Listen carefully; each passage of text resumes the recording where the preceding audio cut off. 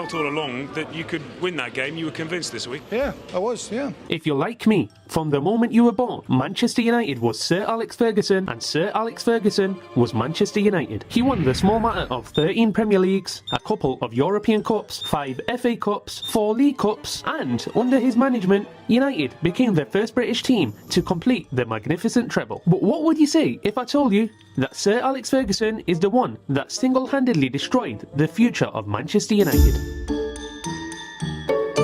You'd call me crazy, right? Well, let me explain. So let's rewind to November 1986, when the best up-and-coming manager, a manager who had just beaten the mighty Real Madrid to win the Cup Winners' Cup, a manager who still to this day remains the last manager to have broken the old firm's grip on the Scottish League title, had just been handed the gargantuan task of reawakening a fallen giant from its prolonged slumber. Due to his extensive resume, hopes were high amongst the Old Trafford faithful. Things, however, did not immediately go to plan. With a third of his first season gone, United were floundering in 21st position. United did, however, end up recovering to an extent, although an 11th place finish was still massively behind his predecessor Big Ron, who managed to finish in the top 4 every season. In 1987-88, real progress was made when Ferguson guided United to a second place finish behind arch rivals Liverpool, and a real title challenge was now expected in the following season. Instead of ascending to the top and riding into the sunshine, however, United found themselves in the eye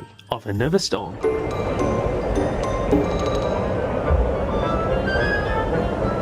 United finished 11th, and doubts about Ferguson were starting to creep in once again. The following summer, however, was a good one for Ferguson as Gary Pallister, Paul Ince and others were purchased, but as the season went on, it became clear a title charge was a distant dream. Despite a 4-1 home win against the mighty Arsenal on the first day of the season, Hughes, that's a great turn, Mark Hughes!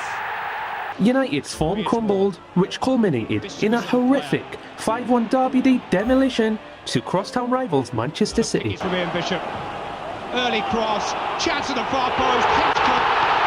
That's just marvellous stuff. With any hopes of a title challenge once again gone, a good cup run was Fergie's only chance of respite, as knives were sharpening after 4 years of frustration. It was January 1990 and United were to face Nottingham Forest in the third round of the FA Cup. And despite it being a decade on from Forest's European Cup double, the Midlands club was still managed by the legendary Brian Clough, which meant the game, which was to be played out in front of a packed City ground, was going to be no easy task. Kept in by Martin. Hughes, he's got a lot of room. And here's Robbins. And did it get the deflection? Was it Robbins or Pearce? Ferguson, however, managed to grab a victory against all odds, and as they say, the rest is history. And now back to the modern day, and the statement that I did not explain. Just how has Ferguson destroyed the future of Manchester United? Due to fans having become so accustomed to the legend of Fergie, they just assume that any manager that takes the helm at United, if given the time and backing that Fergie received, will become Fergie 2.0, leading us to another 2 decades of unprecedented success. Fans are so desperate for us to have another Fergie that a cult of manager has formed in which everyone but the manager is to blame for the failings at the club. It happened under Van Gaal, under Mourinho, under Solskjaer, and it's certainly happening again right now under Mr. Erik ten Hag. Players have been thrown under the bus constantly. Sat next to all in the change room for 11 years, you have a feeling towards him.